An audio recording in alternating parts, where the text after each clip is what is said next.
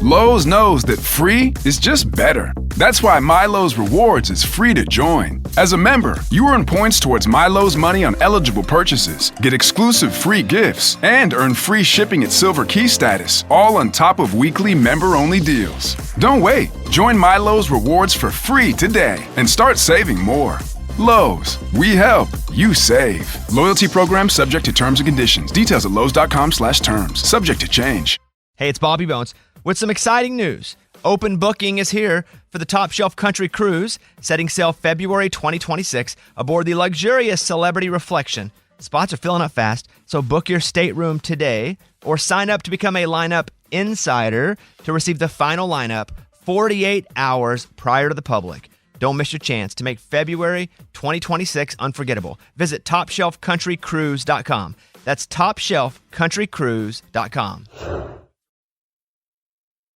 So then I explained that it's just her mom's funeral and she doesn't need to freak out about it. How'd that go? Okay, do you want to hear how I got the burn or not? Okay, all right. What up, fam? Jesus. What is all this shit? Cecil, we're just following up on Heath's baller idea, dudes. We got to strike this podcast where the iron is hot. Cecil, quick, do this TikTok with me. What? No, get off me. Ow, get Don't off stop, me. body rock, baby, blow my speakers up. What? Yeah. Wait. What about my idea? What's happening? Oh, look at this guy being all modest. Hamilton is hot right now. So hot, yes. But you got to keep going, dude. Check it out. Tom and I are going to drop 1,000 razors into this vat of Mentos and Coca-Cola. Smash that like and subscribe button. Yeah. James Charles, drama alert. Guys. I didn't choose the Burr-Hamilton Duel because it's hot right now.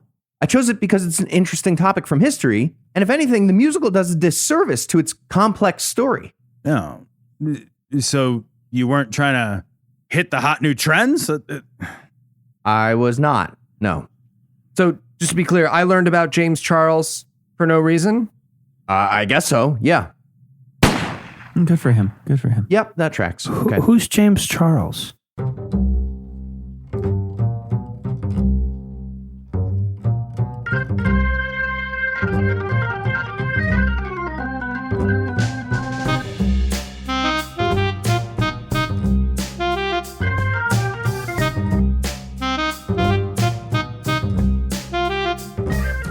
Hello and welcome to Citation Needed, the podcast where we choose a subject, read a single article about it on Wikipedia, and pretend we're experts because this is the internet, and that's how it works now.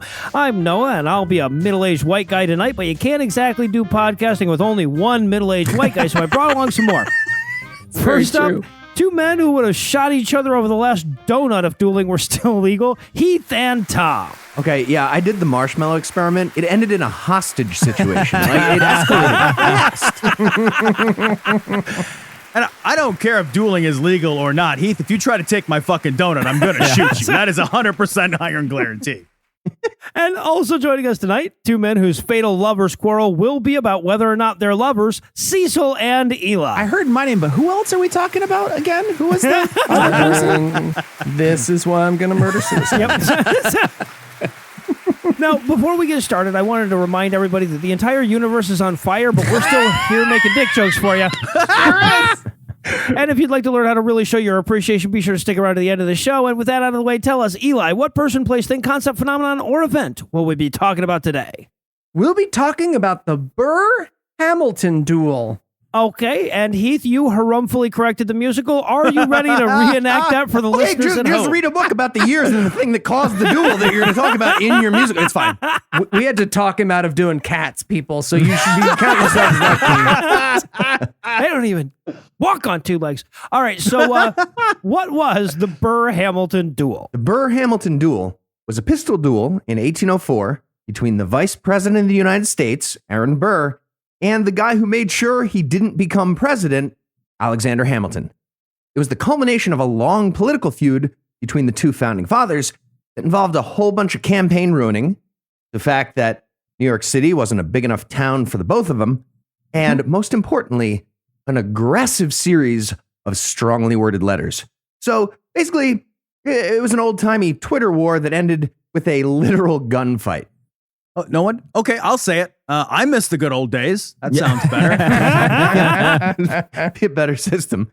So in the end, Hamilton was killed, but Burr was immediately hated by everyone, like even more than he already was, and his political career was destroyed forever. So Hamilton kind of won the game by dying, and he got a musical. There's a musical? Did you guys hear about this? Okay.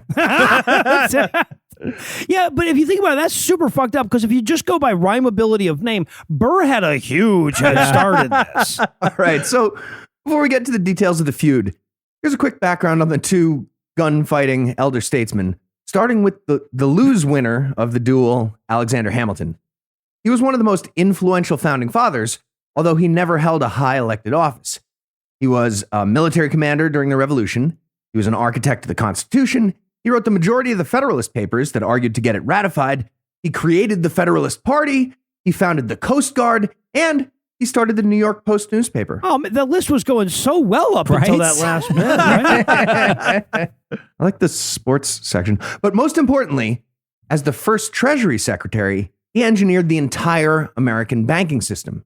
Now, that might sound like a bad thing, but he's basically the reason you never have to carry around wheelbarrows of money to buy stuff. Yeah. Now, I'd love to talk about all the econ nerd details, but that's not for everyone. So, TLDR, the Fed is a giant Ponzi scheme that's been working for 230 years. I'm just leaning into it now. And that brings us to the win-loser of the duel, Aaron Burr. He was born in New Jersey, minutes from Eli's house, like really fucking close. Really close. And that pretty much tells the whole story. Everyone hated him. He smelled weird. And he wanted so badly to be a real New Yorker, but he never was. And he was just all around terrible. Okay, wait, we're just gonna roll past the smelling part. There's no explanation on that. Just I said he was born in New Jersey. forgive me. Like You know what? I misheard. 1700s. I didn't catch that first time around. That's on me. Got me. All right. Tom, come on. Asked and answered. Yeah. It's like coming from Got Gary, it. Indiana, Tom. Just put it in our context. Context. Thank you very much. Thanks. So Burr was born into a rich family. He went to Princeton, where his dad was a former president of the university, the college at the time, and he became a real estate developer in New York. And besides the rich dad and the Ivy League nepotism and the whites-only real estate thing, he also made it to the White House without getting the most votes. Crazy. So basically, he made a blueprint for Donald fucking Trump. Jesus Christ. Over the course of his political career as a New York assemblyman, a U.S. senator, the vice president, and candidate for governor of New York, he became known as the original creator of American dirty politics. Among other things, Burr was the guy who turned Tammany Hall from a New York social club for immigrants into a giant political corruption machine. Yeah, but grab thou by thine pussy went over way better back then because in old-timey print, pussy looks like puffy. Because of the F. That's the highest brow, lowbrow joke ever written. See, so well done. You found it. All right, well, all that being said, to Aaron Burr's credit, he was definitely intelligent. So he might have actually earned his way into Princeton if he had to. He didn't have to, but he might have done that. He got accepted at age 13 and graduated with distinction at age 16. And apparently, he was also a feminist, at least as much as that was possible at the time. He was a big fan of the writer Mary Wollstonecraft, the mother of Frankenstein author Mary Shelley. And Wollstonecraft is most famous for writing A Vindication of the Rights of Woman in 1792, which is known as like the manifesto of American feminism. Burr actually had a painting of Wollstonecraft on his mantle, and he made sure his daughter received a top-notch education, almost like she was a boy. So, right? Okay, but before you're too impressed by the college at 13 thing, remember that at the time, all you had to do to graduate Princeton was not die of milk leg. So it's not. And it's even easier since milk leg is a condition that follows childbirth. Nobody attending Princeton had a whole lot to worry about there. All right. So before his political career started, just like Hamilton, Burr served in the Continental Army during the Revolutionary War and worked directly for George Washington. They both did. But unlike Hamilton, he also worked for the notorious traitor Benedict Arnold. And big pin in that treason thing for later. We'll circle back to that. Okay, but I'm going to admit right now, I am at least a little bit comforted to know that Trump is going to be the villain in the future movie. And Burr also founded the Manhattan Company, which eventually became JP Morgan Chase. And not surprisingly, the whole thing was a giant scam. In 1799, he took advantage of the yellow fever epidemic and asked the state of New York to let him start a company that would deliver clean water. And he got New York to grant him a financial loophole in the existing laws that effectively let him start a bank without actually being a bank. The company barely delivered any water. They just did the bank thing. But in order to keep their loophole going, they would ceremoniously pump some tiny bullshit amount of water through a pipe to nowhere. They actually kept that going until 1923. What the fuck? Just pumping water to nothing. Into Chinatown.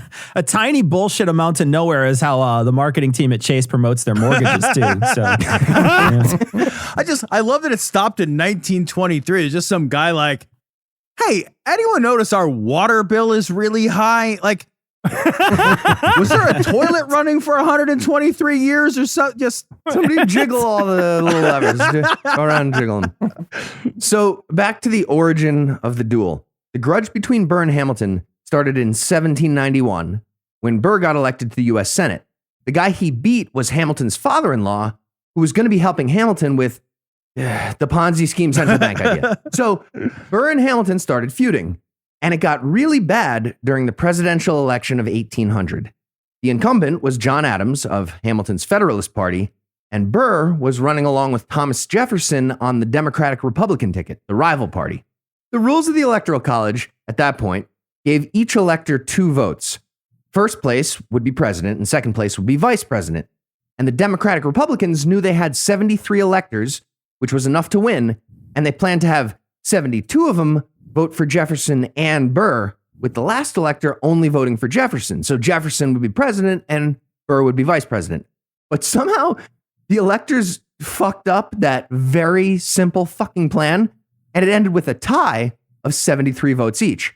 And that meant there was a tiebreaker vote in the House of Representatives, which was controlled by the Federalists, who hated Thomas Jefferson. But Hamilton explained that he super duper extra hated Aaron Burr and convinced the House to make sure Jefferson won. Apparently they voted 35 times in a row, all ending in an exact tie. What? But then on ballot number 36, they finally just barely voted for Jefferson. So Burr became the VP in a murderous rage, wanting to kill Hamilton. so how much surreptitious winking has to happen during those 35 times? Jesus. Right? It's like 14 hours into a rock, paper, scissors tournament, just like sweating profusely. You fucking throw scissors again, Steve. God damn it, scissors! That was 4 in a row scissors. That's insane. That's insane. Madness. So the feud kept ramping up, and the next big moment happened in 1804 when Burr decided to run for governor of New York, and he once again failed thanks to the efforts of Hamilton. So Burr was still the vice president in his first term at that point, but he was such a giant asshole that Jefferson was dropping him from the ticket for the re-election campaign. So Burr announced his new plan, and the Albany Register newspaper immediately published a letter written by a politician named Charles Cooper that mentioned a dinner party where Alexander Hamilton talked all about how Burr is a dangerous asshole who should never be in charge of anything. Cooper also added, I could describe in detail an even more despicable opinion which Hamilton has expressed of Mr. Burr. And that last part sent Aaron Burr into another murderous rage. So he immediately started rage drafting a letter, clearly doing that thing where you have to hear the pen angrily scraping along paper and grunting along with your thoughts to emphasize each point. And the letter was written to Hamilton directly, not like Cooper or the newspaper, right to Hamilton. It said, more despicable, I demand a prompt and unqualified acknowledgement or denial of the use of any expression that would warrant that assertion from Mr. Cooper. You tell me right now the worst thing you can think of me, or else. Right. All right, so Hamilton got this letter from Aaron Burr's dedicated angry letter delivery guy that he had, and he wrote a response explaining that he can't be held responsible for Cooper, adding that he'll abide the consequences if Burr is still unsatisfied. And apparently they went back and forth like this for weeks, with Burr's angry letter guy walking around New York City with analog tweets in all caps on parchment paper between Burr's house and Hamilton's house. Burr kept demanding answers about the laws of gentlemanly honor and decorum, and Hamilton kept responding with, okay, I already answered 19 times all these questions. There's no new information. We're done. You said he was a Federalist, but he's so nonchalant. He's sure he wasn't a Glibertarian? How dare you? How dare you is good. So finally, Aaron Burr had no other recourse than to issue a gunfight challenge. And Hamilton accepted. Game the fuck on. Are we sure he had no other? No other recourse. All right.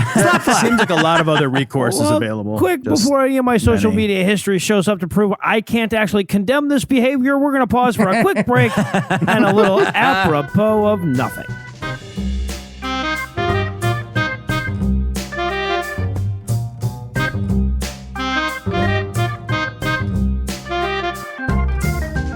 All right, gentlemen, I have shocking news. The presidential election is a tie. A tie? All right. Yes. It's true. We shall now cast our ballots again. Okay, everyone. It is a tie again. Did everyone just vote the same way? Jesus, right. Should have been more clear. Okay, we're going to do this again, but someone needs to change their vote. All right, understand? I get you. Somebody's absolutely going to do it. Okay, Sure, yeah. all right. I Rock, think we paper, got scissors it. is taking forever. Okay. It seems 2 people changed their votes, so that leaves us with another tie. So we need an odd amount of people to change their vote. Odd. Got it? Like 1, 3, 5. Do that. Okay, good. 15. If I left out 15. Okay. Vote number 22 is another tie. Seriously, people, what the fuck is happening? We should vote again. Right? Oh, Kyle, you think so? That's what we should vote again? Yes? Okay. Vote 30. Still a tie. Tell you what, why doesn't everyone just shout out their votes so the last person can change theirs if there's a tie? I want to vote for Tig Huggins. I hate all of you.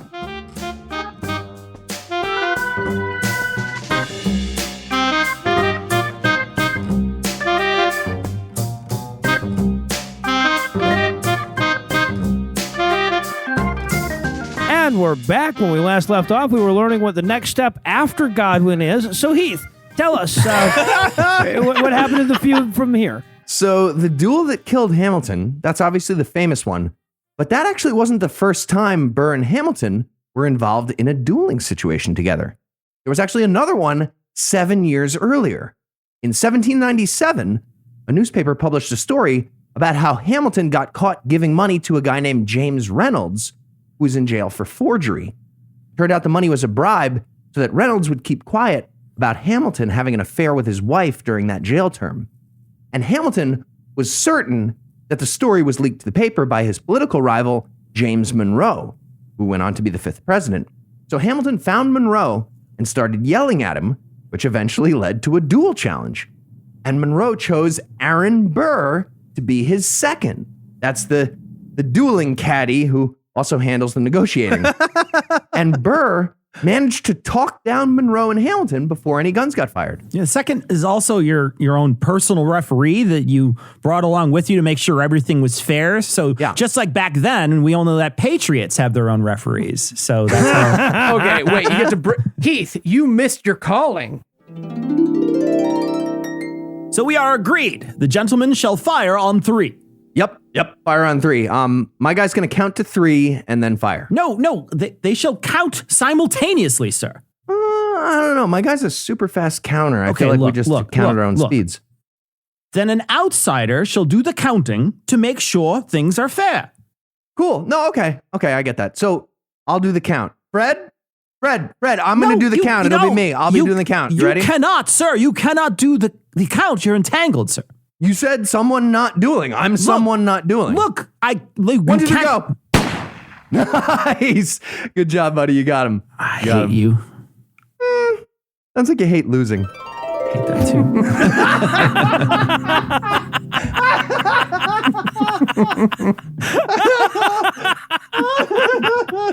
And that brings us to the famous duel. It happened on the morning of July 11th, 1804. Hamilton and Burr each got in a boat on the west side of Manhattan, New York, and rowed across the Hudson River to a popular dueling area. That was a thing that existed, popular dueling areas. It was in Weehawken, New Jersey, right across the river. Dueling was illegal in both states, but New Jersey wasn't like prosecuting the gunfighters very actively, so they figured it was less trouble there. And just to be sure that all the witnesses had plausible deniability, they did a bunch of absolute nonsense. That includes having everyone turn their backs to the duel when it actually started. What? These men are both attorneys, by the way. Well, yeah, but to be fair, though, the "what's that over there" defense wouldn't be dismissed from law until 1990. They agreed on 7 a.m. as the meeting time in Weehawken on the bank of the Hudson River, which means they scheduled a gunfight to happen in a giant cloud of fog. Yep. And just for the record, this little strip of land is exactly where Alexander Hamilton's oldest son, Philip, was killed in a duel in 1801. So that's fun. Same place. And apparently Hamilton decided they should use the same pistols from that son-killing duel. Just walking through his living room. You know what'll be fun? You know what'll be fun? Yeah, like who buries their kid and is like, I should keep a souvenir. I need a souvenir from this. So you might remember from our episode about the Code Duello, the rules of dueling, that before they start a duel, the seconds for each dueler have to do a bunch of negotiating about technicalities. For example, sometimes the guy who issues the challenge has to let the other guy fire first, which seems like a pretty big advantage. Right? It's a weird system. But they went with the simultaneous opening system, with both duelers free to shoot right away. They work out all the rest of the details. Hamilton's second wins the coin toss and gets to be the person who says go. And the two guys take their spots about 15 feet apart, which seems small to me. I don't know. I think in my head, it was more than 15 feet. And from this point on, there's some controversy about exactly what happened. Mostly because everyone turned their backs in order to legally cancel out witnessing a murder. Jesus Christ. What? Yeah, that's what happened. Fuck? But all the first-hand accounts, they did agree on a few things. Then why are you there? If you're not, okay. Complete nonsense. I just want to hear it. Complete nonsense. Woods, But they agreed on a few things. First of all, this is when Hamilton and Burr both started rhyming. Like really clever stuff. They've been Super rhyming the clever whole rhyming. time. So after a bunch of amazing poetic taunts, the caddy says go. There were 2 shots fired within a few seconds, and Hamilton gets hit in the stomach. And he ended up dying the next day. And his dying words, and that's a wrap, would inspire musical history generations later. So, according to the account of Hamilton's second, Judge Nathaniel Pendleton, Hamilton fired first, but he intentionally missed in order to be honorable.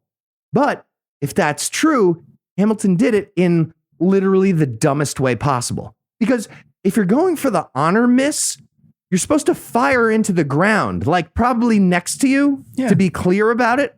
But Hamilton fired right over Burr's head, hitting a tree branch about 7 feet away from Burr's face.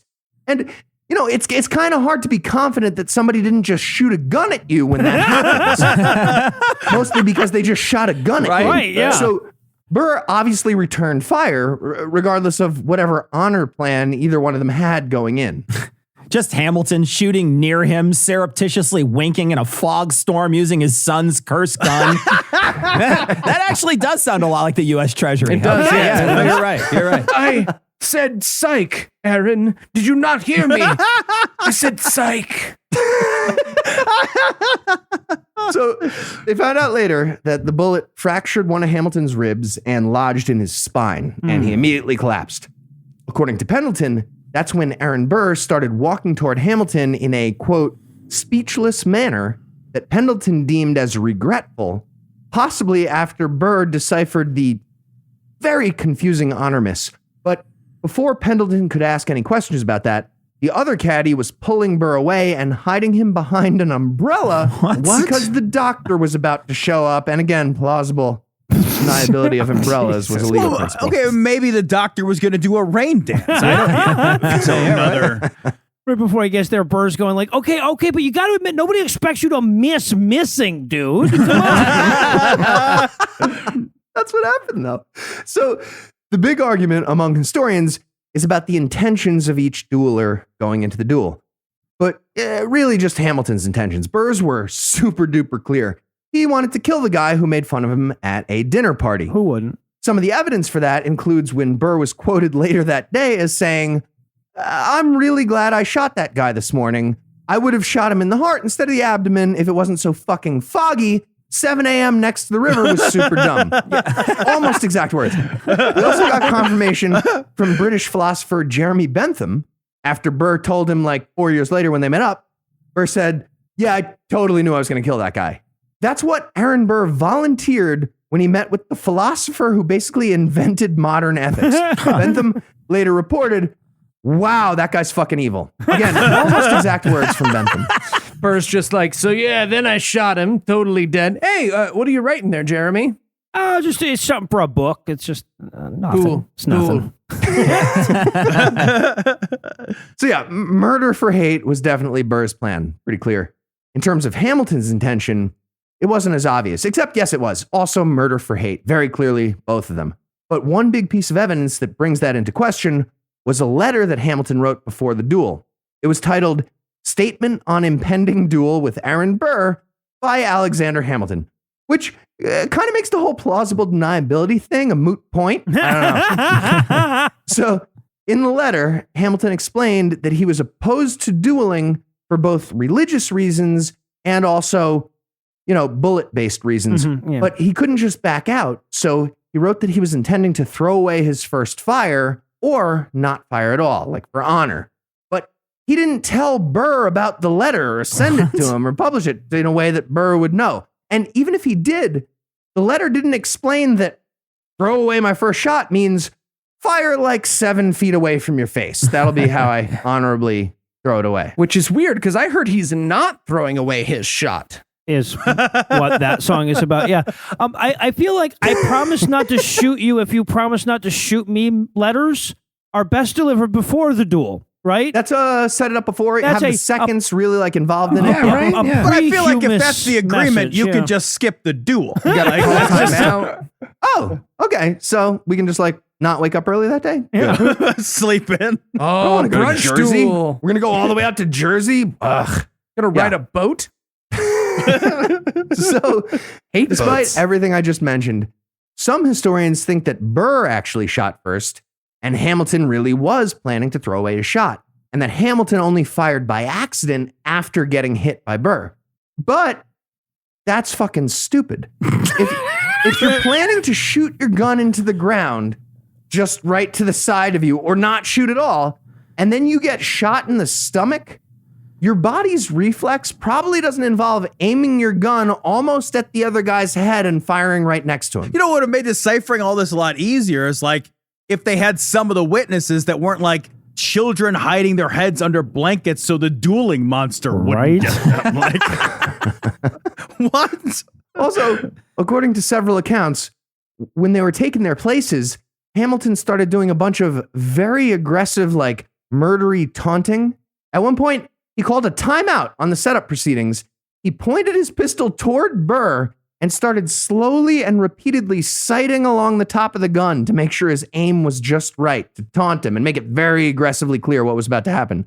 So Hamilton was very obviously lying in the letter, which was just a way to make Burr look extra evil if Burr won the duel. And it worked. Super smart move by Hamilton, actually. Alexander Hamilton, inventor of banking, and saying you had to hold back because your karate makes you too deadly. Yeah, I know you said it's a smart move, but like the smarter move would have been to shoot Burr. Like that would have been way smarter for Hamilton. But this is a good backup plan in case. Yeah.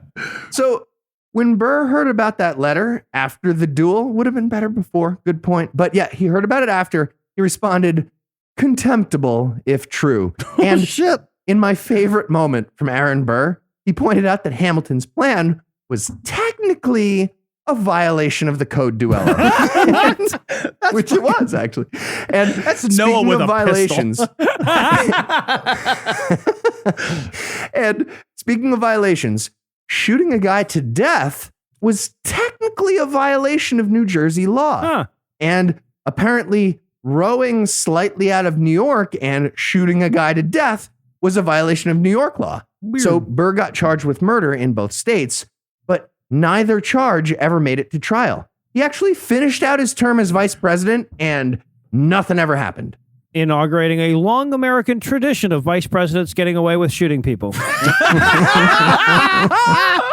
Yeah, well, I mean, even if he was impeached by the House, like you said, nothing would have happened, so it doesn't matter. Yeah, he actually posed for a portrait in front of Duello brand dueling pistols with his thumbs up. So Burr left his VP office in 1805 with pretty much the whole country hating him. But he'd also just learned that laws don't count for him, which is kind of exciting. So he moved out west and tried to steal the Louisiana Purchase. What? His plan was to make a whole bunch of that land into his own personal country. And he got in touch with General James Wilkinson of the U.S. Army to help him out. At which point General Wilkinson sent a letter to President Thomas Jefferson, and Burr got immediately arrested for treason. But apparently Wilkinson had his back turned during their meeting and didn't technically see the treason. So Burr got acquitted of all the charges. I don't understand. And then following the treason thing, Burr moved to Europe for a while and then eventually back to New York, where he spent the rest of his life as a lawyer and apparently a serial womanizer. There's actually a book of Aaron Burr erotica that was published after he died. This is real. Entitled The Amorous Intrigues and Adventures of Aaron Burr. And all the womanizing actually led to a tragically funny divorce. When his second wife left him in 1836, she hired Alexander Hamilton Jr. as her divorce attorney. Fuck you. That's amazing. So that is fucking amazing. Sued for a bunch of his stuff by the son of the guy he murdered with a gun. And on September 14th, 1836, the exact day that divorce was finalized, Aaron Burr died. All right, so if you had to summarize what you've learned in one sentence, what would it be? The vice president of the United States can walk out onto Fifth Avenue, take 42nd Street over the Hudson, row across the river, kill a guy with a gun, finish his term as vice president, try to steal a piece of the country, and never get prosecuted for anything. Oh, what's old is new. Did you hear that, Mike Pence? Sure. Okay, Heath, but what did you learn about the topic of your essay is the question. Right. Yeah, exactly. Hamilton's musical was wrong.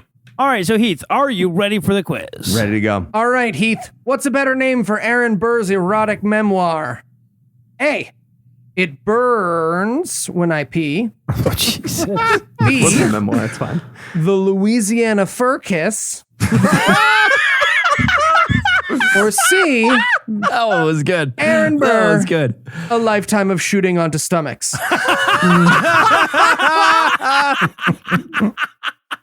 Oh, man, it's so hard to choose. Louisiana Fur Kiss is so fun. But it's got to be C, A Lifetime of Shooting Onto Stomachs. That's correct. Yeah, I remember. Very obvious. All right, Heath. What are the advantages to living in an honor culture? A, sometimes you get gut shot and die. That's it. I think the best it's part. A, Tom fixed Twitter. Yeah. That nailed it. Yeah. Heath, what political party is best known for its lack of dueling prowess? A, the Gangrene Party. B, the Squibbertarians. C, the Amputee Party. Or D, next of kin dependent. All right, I'm a huge fan, though, of Squibbertarians, despite all the other. Yeah, Squibbertarians is phenomenal. That is not correct. It is next of kin dependent. I'm sorry. Am I being detained? I'm sorry. All right. Well, it looks like despite a very impressive effort by Heath, Cecil did best of today. So Cecil gets to be next week's host. Let's do, I'm sure, another musical topic. Tom is next week's essayist. All right. Well, we have an essay on cat buttholes to look forward to. All right. Well, for Tom, Cecil, Eli, and Heath, I'm Noah. Thank you for hanging out with us today. We'll be back next week, and by then, Tom will be an expert on something else. Between now and then, you can find more of us at Let's Face It, the podcast you were already listening to when you heard about this one. And if you'd like to help keep this show going, you can make a per episode donation at patreon.com/citationpod or leave us a 5-star review everywhere you can. And if you'd like to get in touch with us, check out past episodes, connect with us on social media, or check the show notes, be sure to check out citationpod.com. All right, my friends, after 36 votes, the presidential election has been decided. Thomas Jefferson is the winner. Jeez, man. Can I change my vote? Larry, I will shoot you right in the fucking face. Do you hear? I will kill you dead. Okay. Okay.